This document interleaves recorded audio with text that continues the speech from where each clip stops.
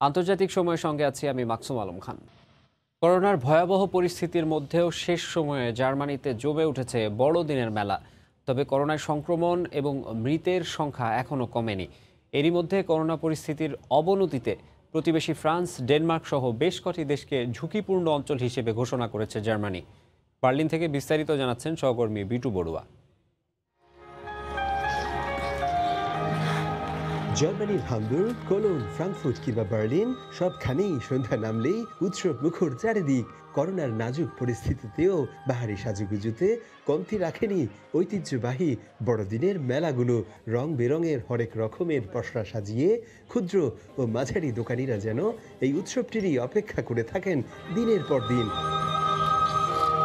আর সন্ধ্যা নামলেই তীব্র শীত আর হিম ঠান্ডা উপেক্ষা করে ছোট বড় সবাই যেন ছুটছেন জমে ওঠা বড়দিনের আনন্দ মেলায়। তবে মেলায় ঢুকতে দেখাতে হচ্ছে টিকা নেয়া কিংবা সেরে ওঠা অথবা করোনার চটজলদি নেগেটিভ সার্টিফিকেটও। বছর ধরে এই দিনগুলোর অপেক্ষায় থাকি আমরা। বেশ ভালো লাগছে বড়দিনের আগেই দারুণ এই মেলার অংশ হতে পেরে। সবচেয়ে ভালো লেগেছে প্রচুর মানুষের সমাগম দেখে। এদিকে করোনার ভয়াবহ অবনতিতে প্রতিবেশী দেশ ফ্রান্স, ডেনমার্ক, অস্ট্রিয়া সহ ব্রিটেনকেও ভাইরাস ভ্যারিয়েন্ট ও ঝুঁকিপূর্ণ দেশ হিসেবে ঘোষণা করেছে জার্মানি। বিশেষ করে ডেনমার্কে দ্রুত গতিতে ওমিক্রন ছড়িয়ে যাওয়ায় সেখানেও বন্ধ করে দেওয়া হয়েছে থিয়েটার, সিনেমা, কনসার্ট সহ জনসমাগমও।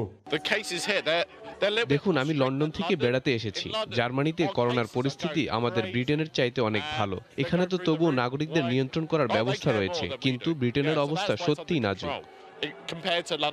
এদিকে করোনার 2 ডোজ টিকা সম্পূর্ণ করার পর করোনার পঞ্চম ঢেউ আঘাত হানার আগেই বুস্টার ডোজ নেয়ার পাশাপাশি 6 বছর বয়স থেকেই সকল শিশু কিশোর ও সর্বস্তরের নাগরিকদের শারীরিক দূরত্ব বজায় রেখে উৎসবে যোগ দেওয়ার কথা থাকলেও তা অনেককেই মানতে দেখাই যায়নি।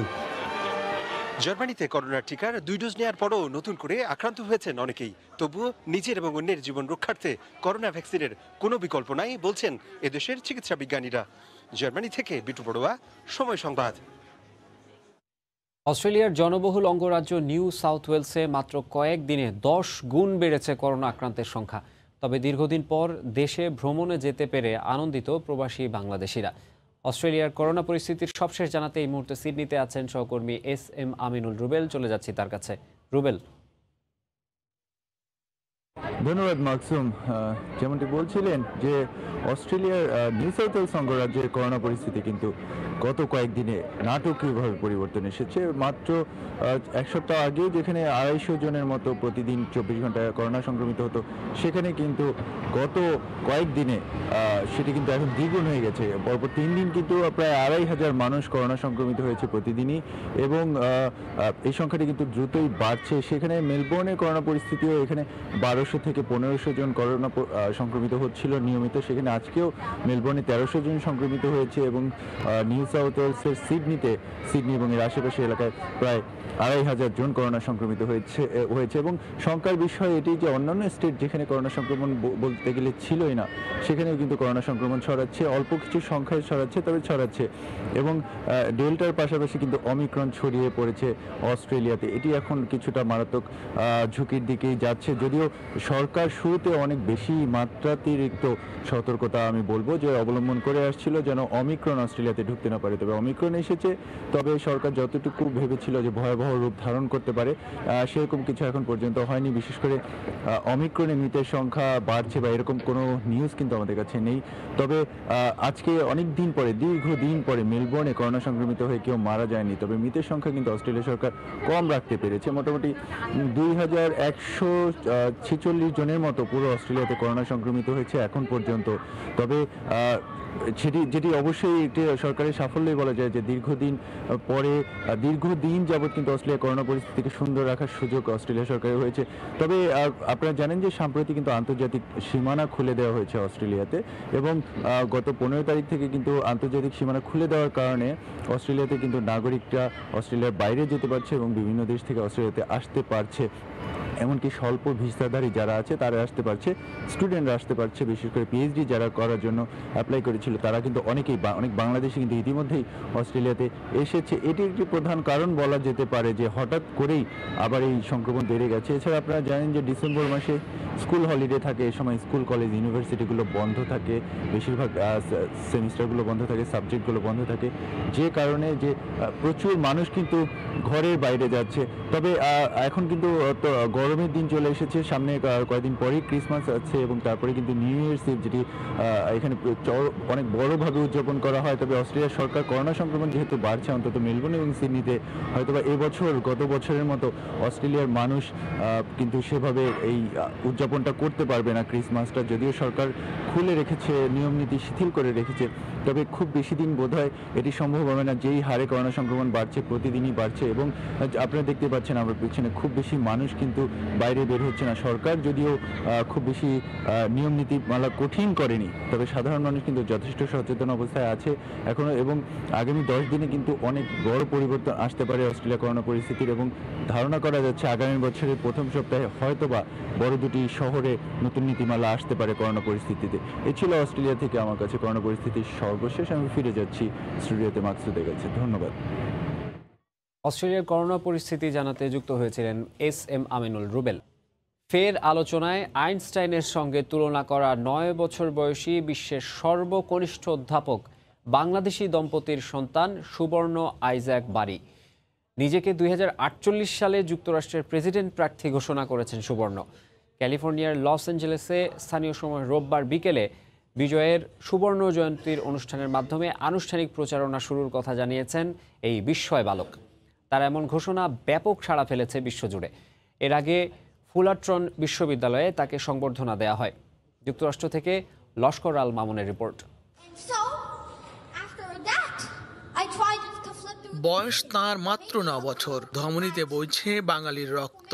যে বয়সে অন্য সব শিশু কার্টুন কিংবা ভিডিও গেমস নিয়ে মেতে থাকে, সে তখন অনায়াসেই সমাধান করে ফেলে জটিল সব গণিতের সমস্যা। পিএইচডি স্তরের অঙ্ক কিংবা বিজ্ঞানের নানান সমস্যার সমাধান তার কাছে মামুলি ব্যাপার। আর সে কারণেই মানব সভ্যতার ইতিহাসে সবচেয়ে কম বয়সী অধ্যাপক সে। নাম তার প্রফেসর সুবর্ণ আইজ্যাক বারী। স্থানীয় সময় শনিবার ক্যালিফোর্নিয়া ফুলারটন বিশ্ববিদ্যালয়ে তাকে দেয়া হয় এক সংবর্ধনা। এ সময় বিরল এই ক্ষুদে প্রতিভাবানের বক্তব্য গভীর মনোযোগ দিয়ে শোনেন বিশ্ববিদ্যালয়ের শিক্ষক, শিক্ষার্থী, মার্কিন নাগরিক ও প্রবাসী বাংলাদেশিরা। সুবর্ণ আইজ্যাক বারীর মাধ্যমে বিশ্বের কাছে আবার বাংলাদেশিরা পরিচিত হবে। একটা ইউনিভার্সিটির মতো এত মান করা নাম দামি ইউনিভার্সিটির একটা মহা একটা সম্মান সে আজকে নিয়ে গেল এখান থেকে। অন্যান্য বিষয় সম্বন্ধে যে জ্ঞান রাখে, ম্যাথামেটিক্স সহ, সেই জ্ঞান আমাদের একজন পূর্ণবয়স্ক প্রফেসরও রাখেন। লস অ্যাঞ্জেলেসের স্থানীয় সময় রোববার বাংলার বিজয় বহর আয়োজিত মহান বিজয়ের সুবর্ণ জয়ন্তীর উৎসবের প্রধান অতিথি হিসেবে বক্তব্য দেওয়ার মাধ্যমে 2048 সালে যুক্তরাষ্ট্রের প্রেসিডেন্ট প্রার্থী হিসেবে আনুষ্ঠানিক প্রচারণা শুরু করবেন সুবর্ণ। এর আগে চলতি বছরে দক্ষিণ আফ্রিকার ভিঞ্চি ইনস্টিটিউট থেকে দ্য ভিঞ্চি পুরস্কার বিজয়ী হয়ে 24 অক্টোবর আফ্রিকা থেকে নিউ ইয়র্কে ফিরেন তিনি। সেখানে বিশ্ববিদ্যালয়ের পক্ষ থেকে ডক্টর এইচ.বি. ক্লোপার প্রফেসর সুবর্ণ আইজ্যাককে লাল গালিচা সংবর্ধনা দেন। দ্য ভিঞ্চি লরিয়েট পুরস্কার গ্রহণকালে পিএইচডি গ্রাজুয়েশন অনুষ্ঠানে দেয়া এক বক্তৃতায় 2048 সালে যুক্তরাষ্ট্রের প্রেসিডেন্ট পদে প্রতিদ্বন্দ্বিতা করার ঘোষণা দেন প্রফেসর সুবর্ণ আইজ্যাক বারী। লস্কর আল মামুন, সময় সংবাদ, ক্যালিফোর্নিয়া, যুক্তরাষ্ট্র। প্রায় 4 বছর পর বাংলাদেশ থেকে আবারও কর্মী নিতে সমঝোতা স্মারকে সই করেছে মালয়েশিয়া। কুয়ালালামপুরে গতকাল দুপুরে এই স্মারক স্বাক্ষর করেন বাংলাদেশের প্রবাসী কল্যাণ ও বৈদেশিক কর্মসংস্থান মন্ত্রী ইমরান আহমেদ এবং দেশটির মানব সম্পদ মন্ত্রী এম সারাভানান। সর্বনিম্ন মজুরি প্রায় 25,000 টাকা বলে জানিয়েছেন প্রবাসী কল্যাণমন্ত্রী। দেশটিতে নেয়ার সব খরচ বহন করবেন নিয়োগকর্তা। কুয়ালালামপুর থেকে মোহাম্মদ আব্দুল কাদেরের রিপোর্ট। মালয়েশিয়ায় প্রায় 4 বছর ভিসা বন্ধ থাকার পর আবারও কাজের সুযোগ মিলতে যাচ্ছে বাংলাদেশিদের। কর্মী নিতে রোববার কুয়ালালামপুরে সমঝোতা স্মারকে সই করেন বাংলাদেশের প্রবাসী কল্যাণ ও বৈদেশিক কর্মসংস্থান মন্ত্রী ইমরান আহমদ এবং মালয়েশিয়ার মানব সম্পদ মন্ত্রী এম সারাভানান। চুক্তিতে কর্মীদের বাধ্যতামূলক বিমা সহ বেশ কিছু বিষয় অন্তর্ভুক্ত করা হয়েছে। বৃক্ষরোপণ, বাগান, কৃষি, উৎপাদন, পরিষেবা, খনি ও খনন, নির্মাণ এবং গৃহকর্মী নিয়োগের জন্য উন্মুক্ত হবে বলে জানিয়েছেন মালয়েশিয়ার মানব সম্পদ মন্ত্রী। মালয়েশিয়ায় সর্বনিম্ন মজুরি 1200 রিঙ্গিত হবে বলে জানিয়েছেন প্রবাসী কল্যাণ মন্ত্রী। বেসিক স্যালারি এখানে মালয়েশিয়ান সরকারের যে মিনিমাম স্যালারি ধরা আছে ওটা হলো মিনিমাম স্যালারি, এটা কিন্তু অ্যালাউন্স ছাড়া। ওই একই সিস্টেম যত মালয়েশিয়ানরা যারা পাবে, আমাদের যারা বিদেশ থেকে যারা আসবে ওরাও কিন্তু মিনিমাম ওটাই পাবে। দুর্নীতিসহ নানা অভিযোগ তুলে 2009 সালে বাংলাদেশ থেকে কর্মী নেওয়া বন্ধ করে দেয় মালয়েশিয়া। এরপর 2018 সালে প্রবাসী এক বাংলাদেশি ব্যবসায়ীর নেতৃত্বে মালয়েশিয়ার স্বরাষ্ট্র মন্ত্রণালয়ের সঙ্গে যোগ সাজশে একটি চক্র 10 এজেন্সিকে নিয়ে সিন্ডিকেট করে শ্রমিকদের কাছ থেকে 2 বছরে 200 কোটি রিঙ্গিত হাতিয়ে নেওয়ার অভিযোগ উঠে। আবারও বন্ধ হয়ে যায় জনশক্তি রপ্তানি। গেল সপ্তাহে মালয়েশিয়ার মন্ত্রিসভার বৈঠকে বাংলাদেশ থেকে আবারও শ্রমিক নেওয়ার সিদ্ধান্তে অনুমোদন দেওয়া হয়। এরই প্রেক্ষিতে মালয়েশিয়া সরকারের আমন্ত্রণে রোববার ভোরে মালয়েশিয়ায় পৌঁছান প্রবাসী কল্যাণ ও বৈদেশিক কর্মসংস্থান মন্ত্রী ইমরান আহমদ সহ বাংলাদেশের প্রতিনিধি দল। মোহাম্মদ আব্দুল কাদের, সময় সংবাদ, কুয়ালালামপুর, মালয়েশিয়া। কাতার থেকে বৈধ পথে রেমিটেন্স পাঠিয়ে পরিবার ও বাংলাদেশের উন্নয়ন অগ্রযাত্রায় অবদান রাখায় আন্তর্জাতিক অভিবাসী দিবস উপলক্ষে 9 প্রবাসী বাংলাদেশিকে সম্মাননা দিয়েছে বাংলাদেশ দূতাবাস কাতার। কাতার প্রতিনিধি আনোয়ার হোসেন মামুনের তথ্য ও ছবি নিয়ে ডেস্ক রিপোর্ট।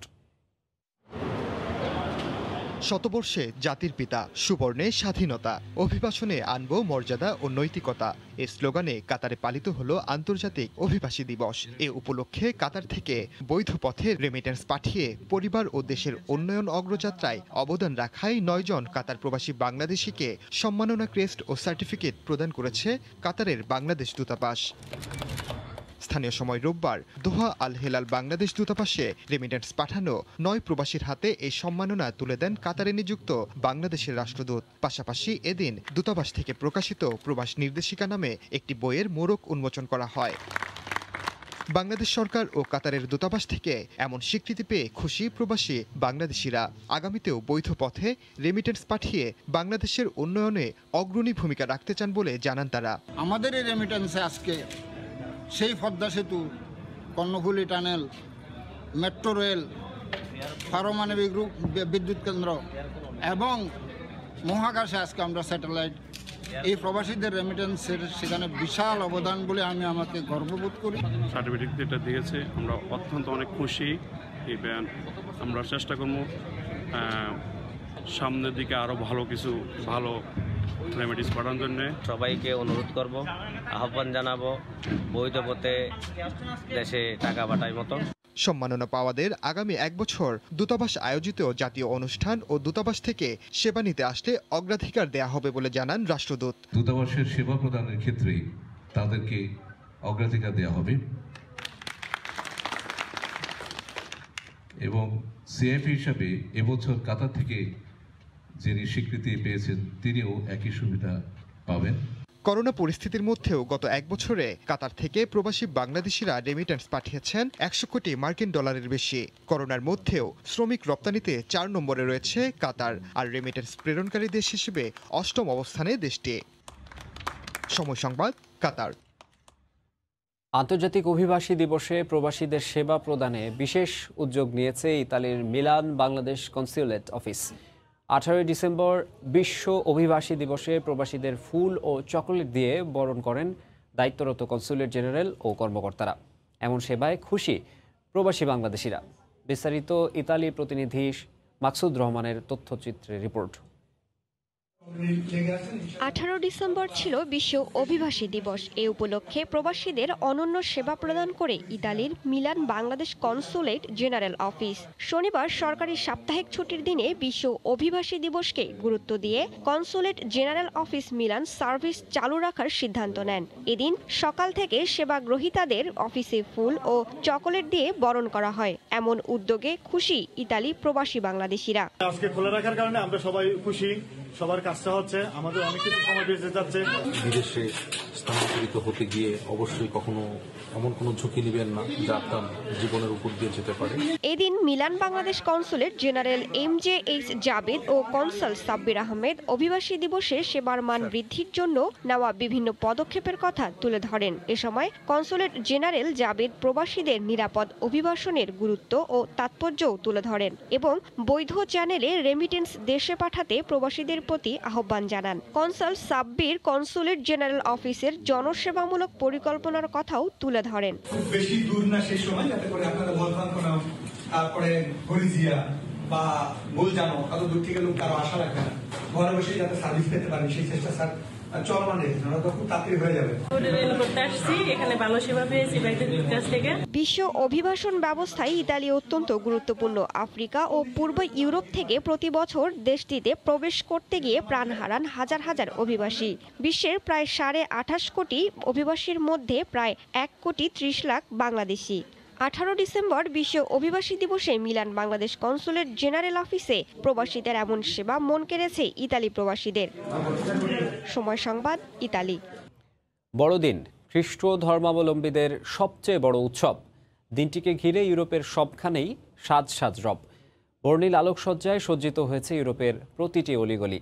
ভালো উপার্জনের আশায় প্রবাসী বাংলাদেশি ব্যবসায়ী ও কর্মজীবীরা অপেক্ষায় থাকেন এই দিনটির। বড়দিন উপলক্ষে বাংলাদেশিদের ব্যবসা বাণিজ্যের খবর নিয়ে স্পেন প্রতিনিধি সাইফুল আমিনের তথ্য ও ছবিতে রিপোর্ট। খ্রিস্ট ধর্মাবলম্বীদের সবচেয়ে বড় উৎসব বড়দিন, আর এই দিনকে ঘিরে চলে সারা মাস আনন্দ উদ্দীপনা।